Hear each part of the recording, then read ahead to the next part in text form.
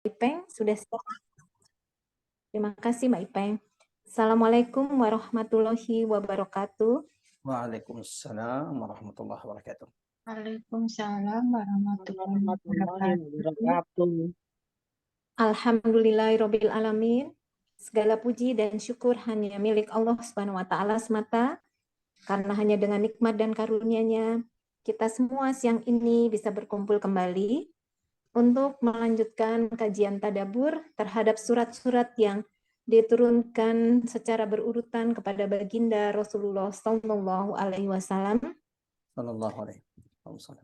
Dan alhamdulillah minggu lalu kita sudah menyelesaikan tadabbur surat An-Najm, dan surat berikutnya yang diturunkan setelah surat An-Najm kepada baginda Rasulullah Sallallahu Alaihi Wasallam adalah surat Abasa, yang insya Allah kita akan tadaburi mulai dari siang ini ya Pak Ustadz, karena jumlahnya 42 ayat, maka besar kemungkinan atau bisa dipastikan tidak bisa diselesaikan dengan satu pertemuan.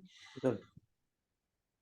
Oke, dan alhamdulillah sudah hadir bersama kita semua Ustadz Umar Maka, guru kita bersama, yang saat ini kebetulan berada di Jakarta ya Pak Ustadz ya, sehingga kajiannya dimulai jam 1, dan minggu depan itu Pak Ustadz sudah berada di Tanah Suci ya, karena ingin menunaikan, insya Allah akan menunaikan ibadah umroh. Semoga kajian minggu depan masih tetap bisa kita lakukan ya Pak Ustadz ya. Amin, insya Allah. Ya, baik, untuk mempersingkat waktu, maka kami persilahkan Pak Ustadz Umar Maka untuk memulai kajian tadabbur siang ini, yaitu mentadabburi surat Abasa. Tafadhol Pak Ustadz. Masya Allah. Barakallahu fiik buat Mbak Ari, seluruh pengurus Majelis Ta'lim Rabbani, dan seluruh jamaah yang telah bergabung siang hari ini, Rabu 2 Agustus 15 Muharram. Jadi kita masih di bulan Muharram, ini adalah tanggal 15. Mari luruskan niat dan kita mulai insya Allah tadabbur Quran kita yang hari ini seperti yang sudah kita sama-sama ketahui insya Allah, baik dari flyer atau tadi sudah disampaikan oleh host kita Mbak Ari. Kalau siang ini insya Allah kita akan memulai tadabbur bagian pertama dari surah Abasa, dan amat sangat berat kemudian kita menyelesaikan surah ini dalam satu kali pertemuan, mengingat Allahu Akbar, begitu banyak pelajaran, hikmah, tadzkirah, peringatan, serta petunjuk yang bisa kita tadabburi dan bisa kita petik dari surah Abasa ini, yang merupakan surah yang ke-24 sesuai dengan urutan turunnya menurut ulama. Walau saya ingin mengingatkan bahwa jangan kaget kalau menemukan ada perbedaan di kalangan ulama tentang susunan surah-surah yang diturunkan Allah kepada baginda Nabi sallallahu alaihi wasallam. Contoh, surah Al-Muzammil, Al-Muddathir, ini khilaf di kalangan ulama. Ada yang mengatakan kedua itu adalah Al-Muzammil, ada yang mengatakan surah kedua itu adalah Al-Muddathir. Ya pasti ini khilaf di beberapa surah itu, khilaf di kalangan ulama tentang urutan turunnya. Akan tetapi ini yang paling banyak dikuatkan ulama, bahwa surah Abasa ini adalah surah yang Allah turunkan kepada kekasihnya Muhammad sallallahu alaihi wasallam melalui malaikat termulia Jibril alaihi salam, di urutan yang ke-24 setelah surah An-Najm, yang alhamdulillah kita sudah selesai tadabbur di pertemuan sebelumnya atau di 3 pertemuan sebelumnya. Bismillahirrahmanirrahim. Assalamualaikum warahmatullahi wabarakatuh. Alhamdulillah. Alhamdulillahi adada khalqi wa ridha nafsihi wa zinata arshihi wa midada kalimati. Alhamdulillahilladzi la ilaha illa huwal ahadus samad. Lam yalid wa lam yulad wa lam yakul lahu kufuwan ahad. Asyhadu an la ilaha illallah wahdahu la syarika lahu wa asyhadu anna Muhammadan abdullahi wa rasuluhu al-mab'uts rahmatan lil alamin. Allahumma salli wa sallim ala Muhammad wa ala alihi wa sahabatihi wa man tabi'ahum bi ihsanin ila yaumiddin. Amma ba'd. Allahumma arfa'na bil Qur'an, Allahumma anfa'na bil Qur'an, Allahumma 'allimna al-Qur'an. Qul inna salati wa nusuki wa mahyaya wa mamati lillahi rabbil alamin. Raditu billahi rabba wa bil islami dina wa bi Muhammadin sallallahu alaihi wasallam nabiyya wa rasula. Ibu-ibu yang dirahmati Allah, jamaah dimanapun berada, mengawali tadabbur Quran kita siang hari ini, bagian pertama dari surah yang ke-80 dalam urutan mushaf. Jadi surah Abasa ini kalau dilihat dari urutan mushaf, maka surah ini adalah surah yang ke-80 sebelum surah At-Takwir dan setelah surah An-Nazi'at. Akan tetapi urutan turunnya surah ini, ternyata surah ini adalah surah yang ke-24 diturunkan Allah kepada baginda Nabi Sallallahu Alaihi Wasallam setelah turunnya surah An-Najm. Itu berarti bahwa surah Abasa ini adalah bagian dari surah Makkiyah, yaitu surah yang Allah turunkan kepada Nabi sebelum hijrahnya Nabi dari kota Makkah menuju kota Madinah Al-Munawwarah. Siapapun yang memperhatikan, membaca, mentadaburi, merenungi surah Abasa ini, maka akan sangat jelas sekali dari tema-tema, dari pembahasan surah ini, bahwa surah ini adalah surah Makkiyah. Mulai dari ujian-ujian dakwah Nabi di kota Makkah di awal-awal surah ini, bagaimana Nabi mendakwahi pembesar-pembesar Quraisy, termasuk di antara ciri khas karakteristik surah-surah Makkiyah bahwa surah Abasa ini juga membahas tentang keagungan, kemuliaan dan kebesaran Al-Qur'anul Karim. Kemudian jemaah rahmatullah, di antara ciri-ciri karakteristik yang amat sangat jelas bahwa surah Abasa ini adalah surah Makkiyah adalah adanya pembahasan tentang hari kiamat di akhir surah Abasa. Fa idza ja'atis sakha yauma yafirrul mar'u min akhihi wa ummihi wa abihi wa sahibatihi wa bani, di mana surah-surah Makkiyah itu banyak bercerita membahas tentang peristiwa, guncangan atau fase-fase yang mengguncang pada hari kiamat. Terdiri dari 42 ayat, termasuk dalam kategori surah Al-Mufassal. Karena kata Nabi SAW, Quran 30 juz ini 114 surah yang Allah turunkan kepada Nabi SAW itu dibagi menjadi 4 kategori. As-Sab'ut Tiwal, 7 surah yang sangat panjang di dalam Quran, disebut dengan As-Sab'ut Tiwal, 7 surah panjang, termasuk diantaranya Al-Baqarah, Al-Imran, An-Nisa, Al-Maidah, sampai 7 surah ya dari surah Al-Baqarah. Kemudian ada surah Al-Mi'un, yaitu surah-surah dalam Quran yang ayatnya lebih dari 100. Yang ketiga ada namanya surah Al-Mathani, kategori ketiga. Al-Mathani yaitu surah yang ayatnya di bawah 100. 7 surah panjang. As-Sab'ut Tiwal itu seperti Taurat yang diturunkan Allah kepada Nabi Musa. Kemudian Al-Mi'in atau Al-Mi'un ini seperti Zabur yang Allah turunkan kepada Daud alaihissalam. Kemudian Al-Mathani ini seperti Injil yang Allah turunkan kepada Nabi Isa alaihissalam. Kemudian kategori keempat dalam dari surah-surah dalam Al-Quran adalah yang disebut dengan Al-Mufassal, yang dimulai dari surah Qaf menurut ulama, dimulai dari surah Qaf sampai dengan surah An-Nas. Jadi nanti kalau baca surah Qaf, maka perlu diketahui dari surah Qaf wal Qur'anil Majid sampai dengan surah An-Nas, maka semua surah-surah ini adalah surah Al-Mufassal. Yang kata Nabi SAW, wa fuddiltu bil mufassal, bahwa yang menjadi keistimewaan, keutamaan, kelebihan dari Quran yang Allah turunkan kepada baginda Nabi SAW yang tidak ada pada Taurat, tidak ada pada Zabur, tidak ada pada Injil, adalah surah-surah Al-Mufassal yang Allah turunkan. Allah berikan keutamaan Al-Quran dari kitab-kitab selain Al-Quran. Alhamdulillah kita saat ini mentadaburi surah Abasa Makkiyah, termasuk dalam kategori surah Al-Mufassal. Seperti biasa, jemaah rahmatullah, ibu-ibu majelis taklim Rabbani dimanapun berada, sebelum kita mulai tadabbur Quran kita, sama-sama kita mengagungkan asma Allah di majelis ini. Subhanallah, walhamdulillah, wa la ilaha illallah, Allahu Akbar. Mudah-mudahan saat ini Allah turunkan keberkahan di tengah-tengah kita. Mudah-mudahan saat ini ada malaikat-malaikat Allah yang senantiasa beristighfar, berdoa bagi setiap di antara kita. Mudah-mudahan saat ini majelis, perkumpulan, pertemuan kita ini sedang dibangga-banggakan Allah di hadapan majelis, di hadapan perkumpulan malaikat-malaikat Allah Subhanahu wa taala. Allahumma amin ya arhamar rahimin. Kedua, sebelum kita mulai, kita akan sama-sama membaca beberapa ayat dari surah Abasa. Hari ini kita coba tadabburi kalau waktunya memungkinkan sampai dengan ayat ke-10.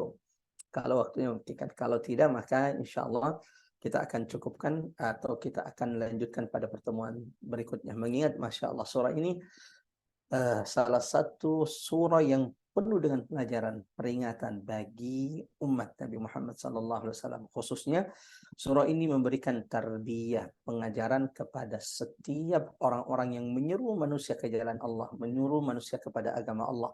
Sifat adab seorang dai ketika mendakwahkan agama Allah yang hak ini kepada umat manusia. Sama-sama kita akan dengarkan insya Allah beberapa ayat atau kita baca. Bagi yang ingin turut membaca dari tempat masing-masing, silahkan tanpa harus mengaktifkan mikrofon. Kita sama-sama baca surah Abasa ayat 1 sampai dengan ayat ke-10. A'udzu billahi minasy syaithanir rajim. Mari niatkan yang terbaik. Mudah-mudahan insyaallah bacaan-bacaan Quran kita selama ini menjadi sebab Allah rahmati kita dengan Quran, Allah lembutkan hati-hati kita semuanya, Allah bersihkan dada-dada setiap di antara kita. Bismillahirrahmanirrahim. Abasa wa tawalla an الأعمى وما يدريك لعله يزكى أو يذكر فتنفعه الذكرى أما من استغنى فأنت له تصدى وما عليك ألا يزكى وأما من جاءك يسعى وهو يخشى فأنت عنه تلهى Allahumma arhamna bil Quran, Allahumma arhamna bil Quran, Allahumma arhamna bil Quran. Kami berikan kesempatan kepada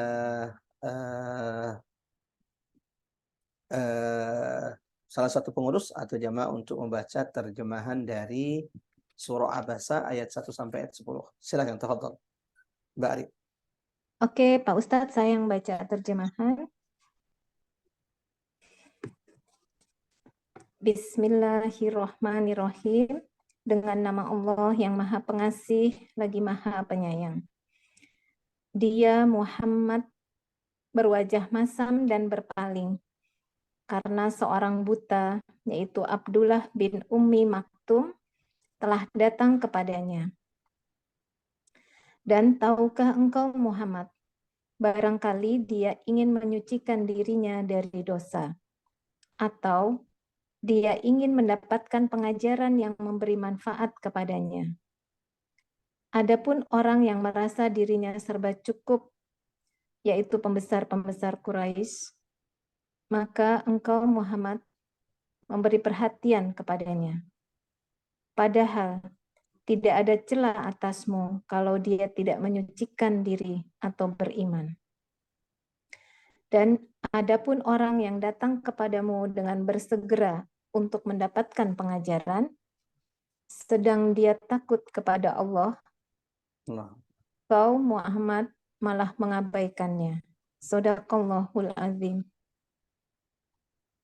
Ya, Masya Allah. Barakallahu fiik pada seluruh jamaah yang dirahmati Allah yang sudah sama-sama membaca surah Abasa ayat 1 sampai 10 dan kita baru saja mendengarkan terjemahan dibaca oleh Mbak Arisinta dari ayat 1 sampai dengan ayat ke-10 surah Abasa.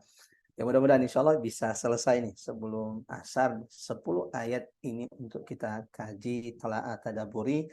memetik ibrah, pelajaran, mutiara tadabbur, tazkirah, peringatan-peringatan bagi kita, serta hidayat, petunjuk-petunjuk yang semoga Allah mampukan kita untuk senantiasa mengamalkannya dalam kehidupan kita. Quran tidak hanya diturunkan agar ia dibaca, tetapi Quran juga diperintahkan untuk senantiasa ditadaburi, diambil pelajaran-pelajarannya. Sebagaimana ini berulang-ulang Allah ingatkan dalam Al-Quran, surah An-Nisa, surah keempat ayat 82, afala yatadabbaruna Al-Quran. Tidakkah mereka mengkaji, mentelaah, merenungi, mentadaburi Al-Quran.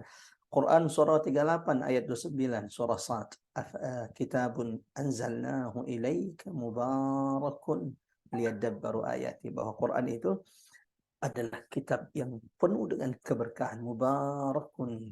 Dan di antara sebab untuk merasakan keberkahan dan meraih keberkahan Quran, liyadabbaru ayati, agar ayat-ayatnya senantiasa direnungi, ditadaburi, waliyatadzakkara ulul albab, dan agar orang-orang berakal, waliyatadzakkara, senantiasa mengambil pelajaran, adzikr, peringatan dari ayat-ayat Al-Quran. Quran surah Muhammad surah 47 ayat 24, afala yatadabbaruna Al-Quran, tidakkah mereka tergerak untuk mentadaburi Quran? Am ala qulubin akfaluha, atau jangan-jangan ada penghalang kunci-kunci yang mengunci hati mereka dari cahaya Al-Quran. Mudah-mudahan tadabbur Quran kita hari ini dan tadabbur Quran kita sebelumnya serta bacaan-bacaan Quran kita menjadi sebab Allah senantiasa menerangi hati-hati kita, dada-dada kita dengan cahaya Al-Quran. Allahumma amin. Allahumma amin ya rabbal alamin. Abasa wa tawalla, ia bermuka masam. Siapa? Muhammad sallallahu alaihi wasallam. Anja'ahul a'ma, ketika datang kepadanya seorang buta. Dalam riwayat disebutkan Abdullah ibnu Ummi Maktum. Wa ma yudrika la'annahu yazzakka, dan tahukah engkau wahai Muhammad, barangkali ia datang, sang buta itu datang, Abdullah ibnu Ummi Maktum, ia zakka, ingin mensucikan dirinya. Aw yadhakkaru fatanfa'ahu dzikra, atau jangan-jangan ia ingin mengambil pelajaran sehingga pelajaran itu dari ayat-ayat Quran itu bermanfaat baginya. Jamaah rahmatullah, ikhwatul iman, sallallahu iyyakum ajmain. Mungkin kita akan kaget mendengarkan bahwa abasa wa tawalla, ia bermuka masam. Ayat ini ditujukan untuk kekasih kita baginda Nabi sallallahu alaihi wasallam. Bahwa surah Abasa ini, khususnya di awal-awal surah, matla' as-surah atau awal surah Abasa ini, kalau kita perhatikan maka ayat-ayat ini adalah teguran dari sang kekasih kepada kekasihnya, Muhammad sallallahu alaihi wasallam. Saya ingin tegaskan di awal, tidak ada manusia yang memiliki akhlak, budi pekerti, perilaku seagung baginda Nabi sallallahu alaihi wasallam. Ini perlu saya tegaskan di awal. Nabi itu tidak pernah bermuka masam dalam hidupnya kecuali sekali. Sekali-kalinya itu langsung kemudian Allah turunkan teguran kepada kekasihnya. Jadi Nabi itu seumur hidupnya, berapa tahun umur Nabi? 63 tahun. Dalam hidupnya Nabi itu tidak pernah bermuka masam kepada orang kecuali sekali dalam hidupnya. Dan jadi tidak pernah bermuka masam kecuali sekali dalam hidupnya. Itu pun bermuka masam kepada orang yang buta, orang yang tidak melihat ekspresi raut wajah Nabi. Allahu Akbar. Mudah-mudahan difahami baik-baik. Nabi itu tidak pernah bermuka masam kecuali sekali dalam hidupnya. Itu pun kepada orang buta yang tidak tahu yang sebenarnya tidak tahu Nabi itu berubah wajahnya, ekspresi raut mukanya berubah. Abdullah ibnu Ummi Maktum radhiyallahu anhu saat itu tidak tahu. Kalaulah tidak turun Quran ayat ini, surah ini, maka Abdullah ibnu Ummi Maktum, sahabat-sahabat lain tidak akan tahu bahwa itu terjadi dalam diri Nabi sallallahu alaihi wasallam.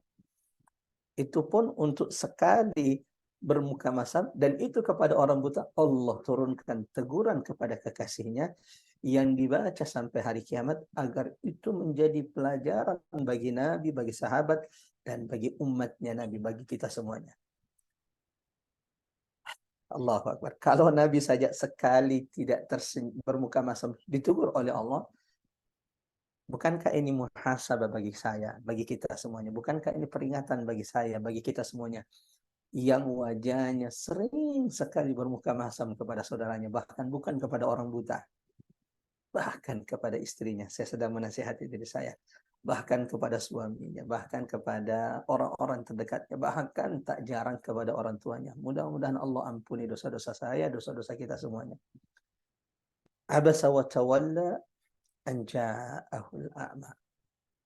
Jadi surah ini Masya Allah, awal surah Abasa ini teguran Allah kepada sang kekasih Muhammad sallallahu alaihi wasallam yang terkenal dengan akhlak mulianya, tapi di momen ini Nabi itu berubah raut mukanya, dan itu kepada orang buta. Dan itu kepada orang buta. Yang kedua, surah ini jemaah dirahmati menjelaskan tentang beberapa poin-poin penting yang bisa kita petik. Surah ini dia juga menjelaskan tentang keutamaan orang-orang beriman walau ia cacat dibanding orang-orang kafir walau ia sempurna. Allahu Akbar. Yang ketiga jemaah dirahmati Allah, ikhwatal iman azanallahu ayyakum ajmain. Surah ini juga, khususnya awal-awal surah Abasa ini, di waktu bersamaan, selain bahwa betul ada teguran di surah ini kepada sang kekasih Muhammad sallallahu alaihi wasallam, tapi surah ini juga menunjukkan keagungan, kemuliaan, kedudukan tinggi bagi Nabi sallallahu alaihi wasallam di sisi Allah Subhanahu wa taala. Bagaimana di surah yang lain, surah Al-Qalam, surah Al-Qalam ini sudah selesai kita tadabburi. Surah Al-Qalam ini menurut ulama adalah surah keempat diturunkan Allah kepada Nabi. Setelah Al-Alaq, Al-Muddathir, Al-Muzammil, Al-Qalam. Dan Masya Allah, biasanya saya kalau dalam perjalanan umroh, insya Allah tanggal 4 ini akan berangkat Agustus, saya doakan mudah-mudahan Allah juga senantiasa mudahkan kita untuk berziarah ke Baitullah. Biasanya kalau di Mekah itu salah satu pembahasan yang biasanya kami angkat kalau di Mekah adalah mentadaburi 4 surah yang pertama kali diturunkan Allah kepada baginda Nabi di Mekah. Jadi di Mekah itu mentadaburi 4 surah yang pertama-tama kali turun.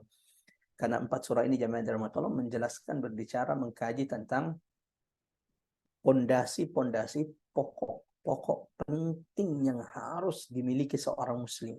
Nah, di antaranya apa yang Allah sebutkan dalam surah Al-Qalam tentang keagungan akhlak baginda Nabi sallallahu alaihi wasallam. Wa innaka la'ala khuluqin azim. Sesungguhnya engkau wahai Muhammad betul-betul dalam budi pekerti, akhlak yang sangat agung. Jemaah rahmatullah ikhwatal iman azanallahu wa iyyakum ajmain. Sebelum saya ceritakan tentang sebab turunnya surah ini, yang tadi sudah kita sedikit jelaskan tentang sahabat Nabi yang buta, yaitu Abdullah ibn Ummi Maktum. Bagaimana ceritanya? Nabi sallallahu alaihi wasallam, akhwatal iman azanallahu ayyakum ajmain, sebagaimana Allah jelaskan dalam Quran, dalam firman-Nya. Nabi itu amat sangat besar keinginannya, harapannya agar semua manusia itu menerima Al-Quran, mendapatkan hidayah Allah. Itu harapan besar Nabi. Nabi itu amat sangat ingin melihat semua orang-orang Quraisy itu mengucapkan la ilaha illallah. Maka dalam buku-buku sirah kita tahu bagaimana Nabi setelah turunnya surah Al-Muddathir, ya ayyuhal muddathir qum fa'anzir, dan turunnya perintah Allah wa anzir ashiratakal aqrabin, beri peringatan kepada keluarga-keluarga, kerabat-kerabat Muhammad. Maka Nabi sallallahu alaihi wasallam naik ke atas bukit Safa. Safa Marwah, bukit Safa. Lalu Nabi sallallahu alaihi wasallam menyeru orang-orang Quraisy, ya ma'syara Quraisy, ya Bani Hashim, ya Bani Abdul Muttalib, diseru kabilah-kabilah di Quraisy. Lalu Nabi sallallahu alaihi wasallam mengatakan, wahai orang-orang Quraisy, ya ma'syara Quraisy, apakah kalian pernah mendapatiku berdusta dalam hidupku? Mereka menjawab, ma wajadna minka ya Muhammad, kami tidak pernah menemukan itu. Kami tidak mendapatimu pernah berdusta. Lalu kemudian disitulah Rasulullah sallallahu alaihi wasallam menyeru orang-orang Quraisy, ya ma'syar Quraisy, qulu la ilaha illallah tuflihu. Wahai orang-orang Quraisy, ucapkan kalimat la ilaha illallah, kalian akan beruntung. Ya ma'syar Quraisy, wahai orang-orang Quraisy, qulu la ilaha illallah tasudul Arab wal ajam. Kalian akan menjadi pemimpin orang-orang Arab dan non-Arab. Jadi salah satu bukti bagaimana Nabi amat sangat menginginkan hidayah Islam ini kepada seluruh umat manusia, kepada seluruh orang-orang Quraisy. Dan ini ditegaskan Allah di banyak ayat dalam Al-Quran, di antaranya Quran surah ke-9 At-Taubah ayat 128, di mana Allah berfirman, laqad ja'akum, sungguh telah datang kepada kalian rasulun min anfusikum, seorang rasul dari kaummu sendiri, azizun alaihi ma anittum. Allahu Akbar. Ayat ini ditafsirkan ulama yaitu tentang Nabi sallallahu alaihi wasallam, Muhammad sallallahu alaihi wasallam. Azizun alaihi ma anittum. Nabi Muhammad sallallahu alaihi wasallam amat merasa betul Rasul sallallahu alaihi wasallam terasa olehnya penderitaan, kesulitan orang-orang yang ada di sekitarnya. Jadi Nabi itu ketika melihat orang-orang di sekitarnya kesulitan, maka itu juga menjadi beban bagi Nabi. Allahu Akbar. Ini Rasul kita. Sallu ala Nabi. Allahumma salli wa sallim ala Muhammad wa ala ali Muhammad. Nabi Muhammad yang tidak pernah mengajarkan kita untuk egois, untuk memikirkan diri kita sendiri. Maka Nabi mencontohkan bagaimana Nabi amat sangat terasa penderitaan orang-orang yang ada di sekitarnya. Harisun alaikum, sangat menginginkan keimanan dan keselamatan bagi kalian, wahai umat manusia. Allah. Jadi Nabi itu harisun alaikum. Dan ini sifat.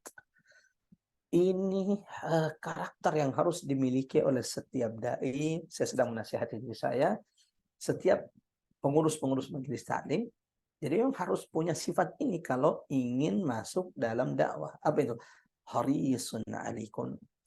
Punya keinginan kuat. Melihat teman-teman SMA-nya, melihat teman-teman kampusnya, melihat orang-orang di kampungnya. Itu mendapatkan hidayah Allah. Dan ini yang ada dalam diri baginda Nabi Sallallahu Alaihi Wasallam. Bil mu'minina raufur rahim. Allahu Akbar. Lagi-lagi ini adalah sifat-sifat yang harus dimiliki oleh seorang dai, seorang ulama, seorang penyeru, pengurus majelis taklim kalau mengajak manusia kepada kebaikan. Apa itu?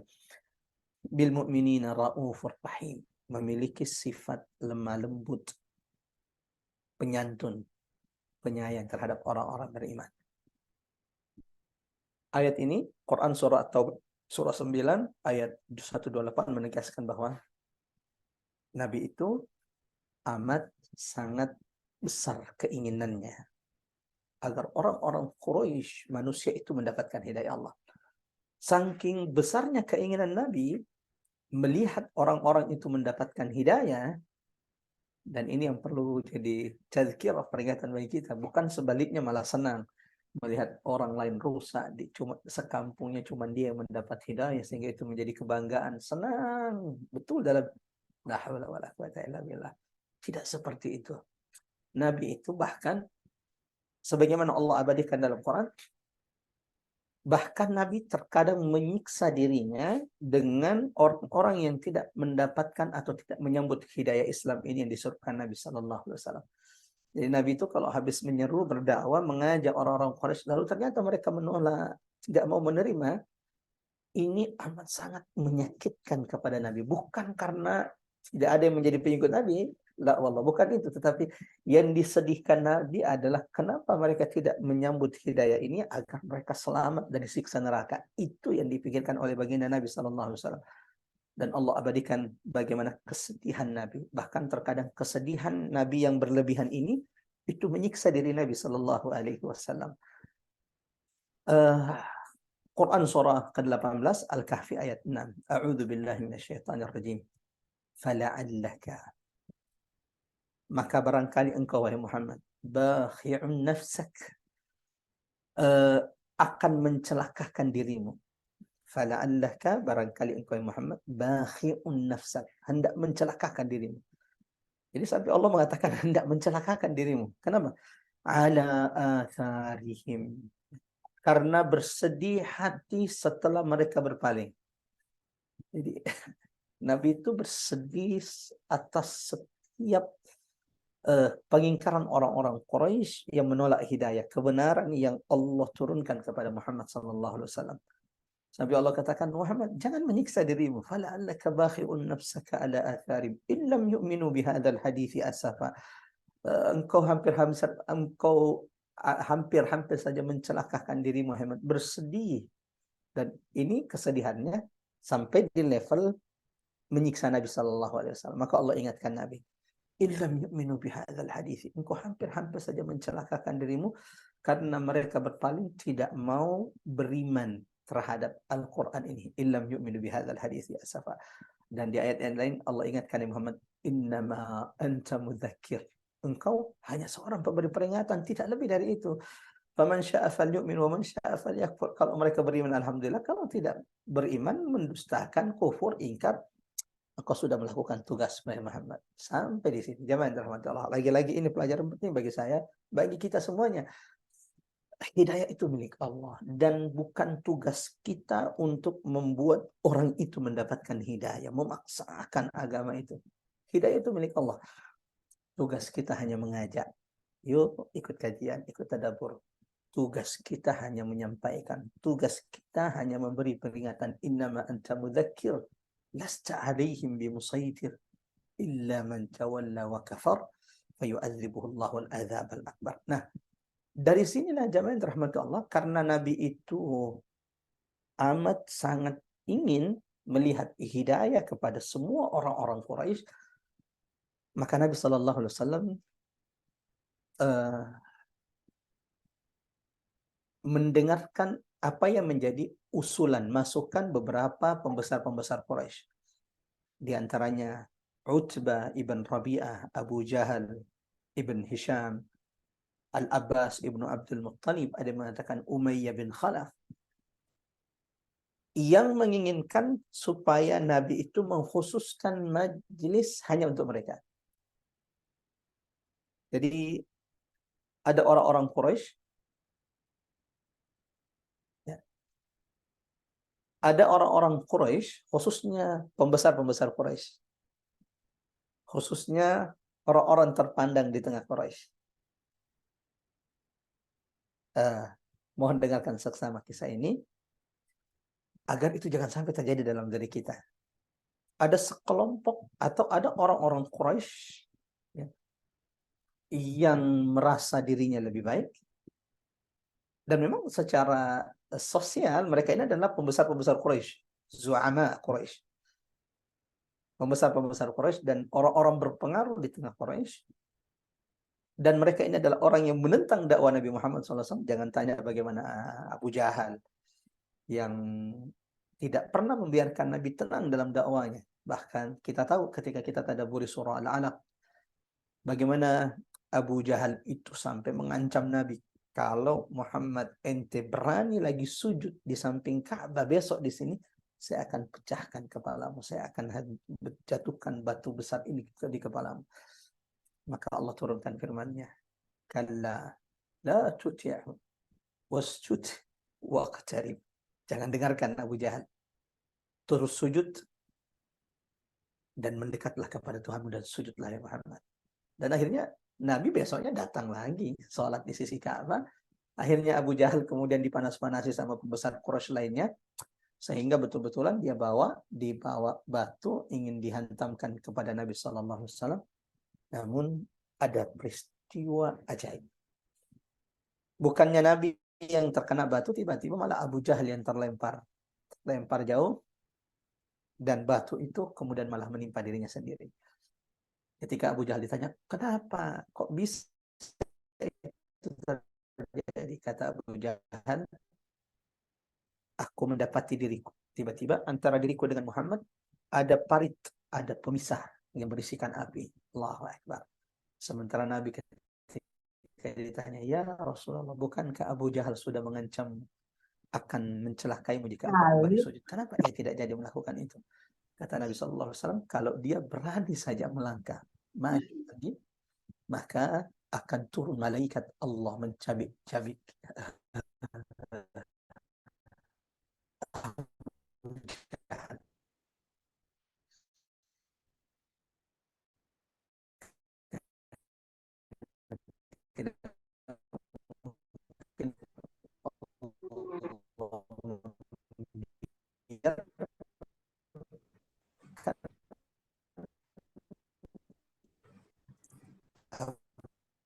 Abu Jahal menyakiti kekasihnya Muhammad.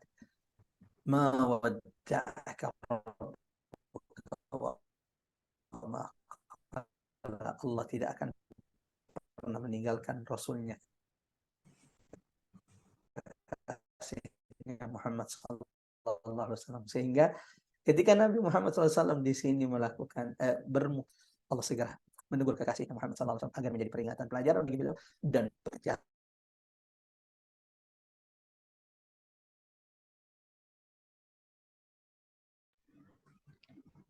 Mohon maaf ya Bu Ibu, Bapak-bapak, ini Ustadz Umar Makas sepertinya terpental. Kita tunggu ya. Terpental Mbak Ari. Siap Mbak Ari. Ini apa jaringannya kayaknya kurang bagus tadi, agak putus-putus terus terpental. Di Jakarta ya Pak Ustadz ya. Ini udah masuk Mbak. Pak Ustadz, tadi bisa diulang tadi Pak.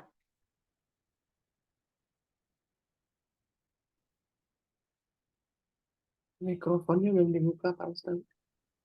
Pak Ustadz masih mute Pak Ustadz. Bismillah, sebentar, Masya Allah.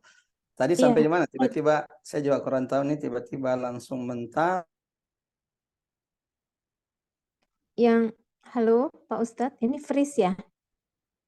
Iya Mbak Ari, Pris. Atau tanpa video dulu untuk sementara ya Pak Ustadz? Itu masih Pris kok. Iya. Semoga nggak terpental lagi. Halo Pak Ustadz.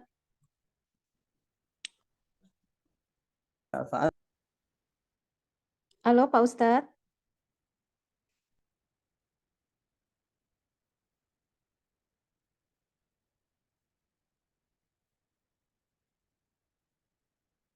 Masih mute sih.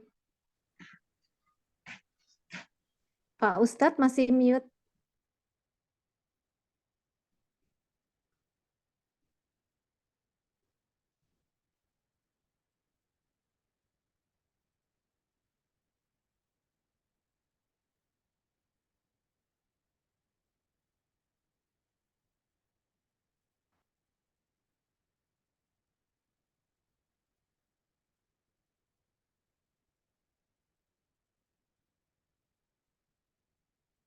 Pak Ustadz.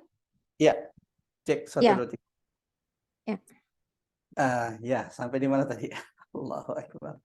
Terakhir saya dengarnya Abu Jahal yang tidak berhasil itu. Ya, sampai di sini jamaah rahmatullah, ikhwatal iman azanallahu wa iyyakum ajmain. Ada pembesar-pembesar Quraisy yang kemudian Nabi SAW berharap mereka itu masuk Islam. Yang terang-terangan memusuhi Nabi SAW, tadi kita sebutkan salah satu di antaranya adalah Abu Jahal atau Amr ibn Hisham.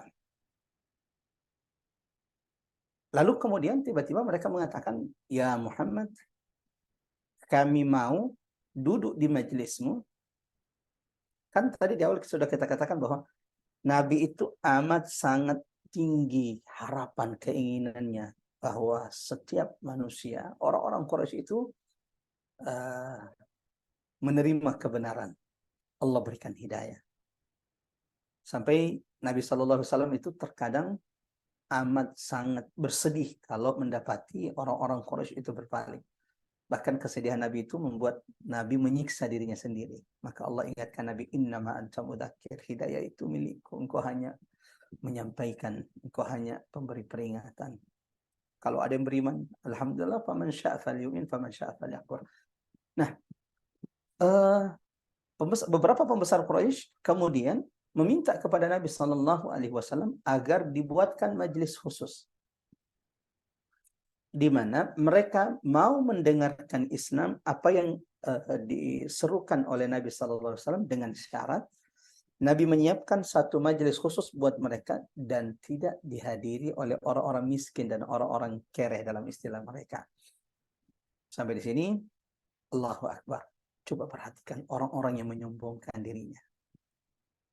Sampai urusan akhirat pun, sampai urusan mencari hidayah Allah masih sempat-sempatnya. Kemudian meninggikan dirinya di hadapan manusia. Tidak mau hadir duduk di majelis kalau di situ ada orang miskin.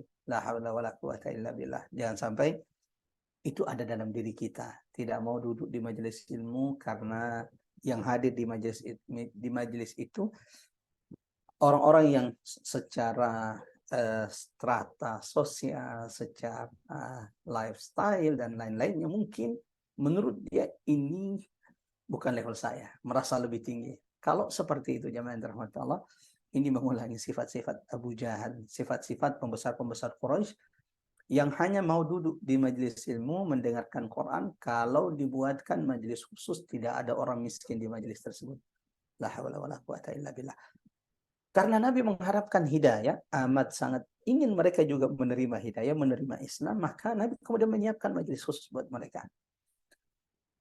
Walau setelahnya jamaah dirahmati Allah, Allah turunkan beberapa ayat dalam Quran mengingatkan Nabi Sallallahu Alaihi Wasallam agar Nabi tidak meninggalkan sahabat-sahabatnya yang miskin demi salah satunya adalah ayat ini abasa wa tawalla, demi mereka pembesar-pembesar Quraisy, karena engkau Muhammad tidak tahu apa yang ada dalam isi hatinya.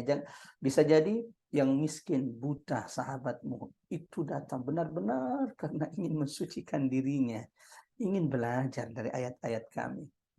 Sementara pembesar-pembesar Quraisy yang minta majelis khusus, majelis eksklusif ya, majelis yang tidak ada orang miskin di dalamnya. Jangan-jangan mereka hanya orang-orang yang istagna, tidak butuh, sebenarnya tidak ingin, tidak sungguh-sungguh seperti sahabatmu yang miskin. Di ayat yang lain Allah Subhanahu Wa Taala ingatkan bagi Nabi Sallallahu Alaihi Wasallam, Quran surah ke-6 Al-An'am ayat 52. Dan ini nasihat bagi saya, nasihat bagi kita semuanya.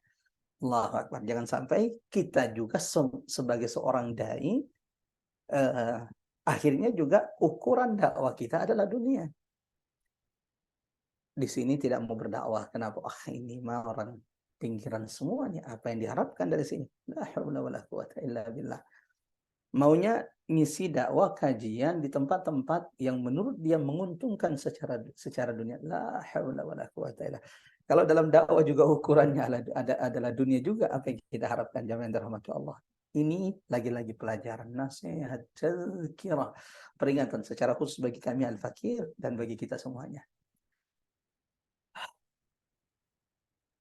Jangan ikuti sifat-sifat pembesar-pembesar Quraisy yang sampai urusan agama pun masih menyombongkan dirinya. Mau duduk di majelis ilmu kalau di situ hanya orang-orang kaya, hanya orang-orang yang high class. Tidak mau ikut kajian kalau ada Bilal bin Rabah di situ. Tidak mau ikut kajian kalau di situ ada Ammar ibn Yasir. Tidak mau ikut kajian kalau di situ ada Khabbab ibnul Arat radhiyallahu anhum ajmain, sahabat-sahabat Nabi yang miskin. Maka Allah turunkan beberapa ayat dalam Quran, tazkirah, peringatan bagi kekasihnya, teguran bagi kasih. Dan ini adalah pelajaran besar bagi kita umat Nabi Muhammad sallallahu alaihi wasallam. Dalam Quran surah ke-6 ayat 52. A'udzu billahi minasyaitonir rajim. Wa la tatridil ladzina yad'una rabbahum bil ghadati wal ashi. Jangan sekali-kali engkau mengusir wahai Muhammad orang-orang yang menyeru Tuhannya di pagi dan di petang hari. Allah yuriduna wajha, mereka tidak punya keinginan kecuali mencari ridha Allah. ما عليك من حسابهم من شيء وما من حسابك عليهم من شيء فتطردهم فتكون من الظالمين. Ini peringatan Nabi agar jangan mengikuti keinginan orang-orang Quraisy, menjauhkan sahabat-sahabatnya yang miskin demi karena mengharap hidayah kepada mereka, orang-orang besar, pembesar-pembesar Quraisy seperti Abu Lahab, Umayyah bin Khalaf ini. Di ayat yang lain Quran surah Al-An'am ayat 6, Quran surah Al-An'am 6 surah ke-6 ayat 52 tadi sudah kita bacakan. Dia jangan jamaah rahmat Allah, peringatan yang sama kepada baginda Nabi sallallahu alaihi wasallam dari Allah Subhanahu wa taala dalam Quran surah 18 Al-Kahfi ayat 28. Allah Subhanahu wa taala berfirman, "Wasbir نفسك مع الذين يدعون ربهم بالغداة والعشي يريدون وجهه. Sabarkan dirimu wahai Muhammad. Bersama siapa? Bukan para pejabat kata Allah. Bukan orang-orang kaya, tapi siapa? Siapapun itu, baik itu kaya atau miskin. Yang senantiasa yad'una rabbahum, menyeru, memanggil nama Tuhannya. Bil ghadati wal asyi, baik itu di waktu siang atau di malam hari. Yuriduna wajha, mereka orang-orang yang tidak mengharap kecuali wajah Allah, ridha Allah, hanya mengharap rahmat Allah Subhanahu wa taala. Wala ta'du ainaka anhum, bahkan dengan tegas Allah mengatakan kepada baginda Nabi sallallahu alaihi wasallam, jangan pernah engkau palingkan wajahmu Muhammad dari mereka. Turidu zinatal hayatid dunya, karena hanya menginginkan perhiasan dunia. Wala tuti' man aghfalna qalbahu an dzikrina wattaba'a hawahu wa kana amruhu furuta. Dari muqaddimah ini, jemaah yang dirahmati Allah. Ya, mudah-mudahan tadi runutannya sudah difaham dengan baik. Semangat Nabi ingin supaya setiap orang ini mendapatkan hidayah.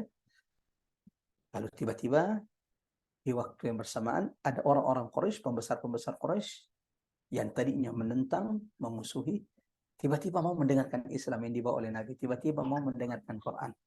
Tapi mereka kasih syarat bahwa di majlis itu tidak ada orang miskin. Nabi karena ingin betul mereka itu dapat hidayah, akhirnya mengkhususkan majlis itu untuk mereka. Dan ketika Nabi SAW, sebagaimana disebutkan dalam hadis yang dirahmati Allah Subhanahu Wa Taala, yang menjadi sabab nuzul, dan ini yang disebutkan di buku-buku tafsir, di antaranya dalam tafsir At-Tabari rahimahullah, bahwa ketika Nabi SAW sedang duduk di hadapan pembesar-pembesar Quraisy, berharap mereka akhirnya masuk Islam. Karena memang mereka ini orang-orang yang berpengaruh. Disebutkan dalam riwayat bahwa mereka yang sedang diceramai Nabi ketika sahabatnya itu datang. Abdullah ibn Ummi Maktum, sahabat yang buta. Yang ketika sahabat yang buta. Pembesar-pembesar Quraisy yang sedang dihadapi Nabi, di antaranya adalah Utbah ibn Rabi'ah. Ini salah satu tokoh Quraisy yang juga punya pengaruh di tengah Quraisy. Yang kedua Abu Jahal bin Hisham. Ya, siapa yang tidak kenal dengan Abu Jahal? Yang Nabi katakan likulli ummatin fir'aun wa fir'aunu hadhil ummah, setiap umat itu punya tantangannya, punya fir'aunnya, dan fir'aunnya umat ini adalah Abu Jahal. Yang menjadi salah satu musuh-musuh Allah yang dibinasakan di perang Badar berkat doa Nabi sallallahu alaihi wasallam. Karena suatu saat ketika Nabi sedang sholat di sisi Ka'bah, datang orang-orang Quraisy, pembesar-pembesar Quraisy, salah satunya adalah Abu Jahal, meletakkan kotoran di pundak Nabi sallallahu alaihi wasallam. Ada mengatakan usus-usus dari onta atau kotoran-kotoran onta yang diletakkan di punggung Nabi sallallahu alaihi wasallam saat Nabi sedang sholat. Dari jauh seorang sahabat, ada mengatakan Abdullah bin Mas'ud, yang melihat kejadian ini marah betul melihat kekasihnya Muhammad diperlakukan seperti itu. Tapi lagi-lagi tidak bisa berbuat apa-apa karena ini masih di awal-awal Islam, dan kalau dia mendekat bisa jadi dia juga yang akan disakiti, dicelakai oleh orang-orang Quraisy. Tidak ada yang bisa dilakukan kecuali ia segera berlari ke rumah baginda Nabi, ke rumah ibunda Khadijah, menyampaikan itu kepada Fatimah bintu Muhammad, sayyidatu nisa'i ahlil jannah, salah satu dari 4 pemimpin wanita-wanita penghuni surga. Ketika Sayyidah Fatimah, putri baginda Nabi, mendengarkan itu, maka ia segera berlari ke sisi Ka'bah, memeluk sang ayahanda tercinta, membersihkan tubuhnya. Dan Nabi SAW setelah selesai sholat, apa yang dilakukan Nabi? Nabi tidak mendatangi pembesar Quraisy tersebut lalu kemudian memaki-maki mereka, tidak. Yang dilakukan Nabi adalah tiba-tiba Nabi mengangkat tangannya lalu berdoa kepada Allah di samping rumah Allah, menyebut satu persatu nama-nama pembesar-pembesar Quraisy tersebut. Allahumma alaika bi Umayyah bin Khalaf, Allahumma alaika bi Abi Jahal. Itu disebut satu persatu namanya. Dan pembesar-pembesar Quraisy termasuk Abu Jahal ketika mendengarkan namanya disebut oleh Muhammad sallallahu alaihi wasallam dalam doanya, mulailah mereka merasa ketakutan. Dan tidak ada satupun pembesar Quraisy yang namanya disebut oleh Nabi dalam doanya itu kecuali Allah perlihatkan kuasanya, dibinasakan Allah di perang Badar tahun kedua Hijriah. sebagai bentuk apa namanya, bagaimana Allah mengijabah doa kekasihnya Muhammad sallallahu alaihi wasallam. Ada Al-Abbas ibnu Abdul Muttalib, paman Nabi yang saat itu belum masuk Islam. Karena Al-Abbas itu masuk Islam setelah Hamzah ibnu Abdul Muttalib. Ada mengatakan dia sudah masuk Islam tetapi dia masih menyembunyikan Islam. Wallahu a'lam bishawab. Nah, di antara ada riwayat juga mengatakan bahwa di antara orang yang sedang diceramai Nabi, sedang diajarkan Nabi, disampaikan Quran oleh Nabi, berharap mereka akan masuk Islam mendapatkan hidayah, adalah Umayyah ibnu Khalaf. Umayyah ibnu Khalaf ini juga termasuk salah satu tokoh Quraisy yang sangat besar permusuhannya kepada Nabi Sallallahu Alaihi Wasallam. Termasuk jamaah rahmatullah, ini adalah Umayyah ibnu Khalaf ini adalah orang yang pernah menyiksa Bilal bin Rabah ketika mengetahui bahwa Bilal bin Rabah ini yang tak lain bekas budaknya itu menjadi pengikut Muhammad Sallallahu Alaihi Wasallam. Nah, di tengah Nabi Sallallahu Alaihi Wasallam jamaah rahmatullah menyampaikan Quran, menjelaskan tentang Islam kepada tokoh-tokoh Quraisy, sesuai dengan mereka inginkan, bahwa tidak ada satupun orang miskin selain mereka pembesar-pembesar Quraisy. Ini majelis eksklusif khusus untuk orang-orang kaya. Orang miskin nggak boleh hadir di tengah-tengah ini. Tiba-tiba anja'ahul a'ma. Tidak disebutkan memang siapa nama sahabat yang datang kepada Nabi saat itu. Yang Allah sebutkan di sini anja'ahul a'ma, sifat dari orang yang datang tersebut, yaitu datang seorang laki-laki yang buta. Walau kemudian semua ulama hampir mengatakan bahwa yang dimaksud di sini adalah sahabat Nabi Abdullah ibnu Ummi Maktum, sahabat Nabi yang buta, yang pernah mendatangi Nabi. Ya Rasulullah, aku ini orang yang buta, aku tidak bisa melihat ya Rasulullah. Ata'dzanu li, apakah engkau mengizinkan aku ini boleh sholat di rumah saja? Karena kalau saya ke masjid, saya butuh orang untuk membimbing saya, membawa saya. Maka Nabi mengizinkan sahabat Abdullah ibn Maktum. Tapi ketika beliau berpaling, hendak pergi, tiba-tiba dipanggil lagi oleh Nabi. Ya Abdullah, tasma'un nida? Apakah engkau mendengar suara azan? Qala na'am. Ya, aku mendengarnya Rasulullah. Kata Nabi, idzan fa'ajib. Kalau begitu, engkau tetap wajib untuk melakukan salat berjamaah. Nah, datang sahabat Nabi, Abdullah ibn Maktum. Yang kata Allah di ayat ini, di ayat kedua, anja'ahul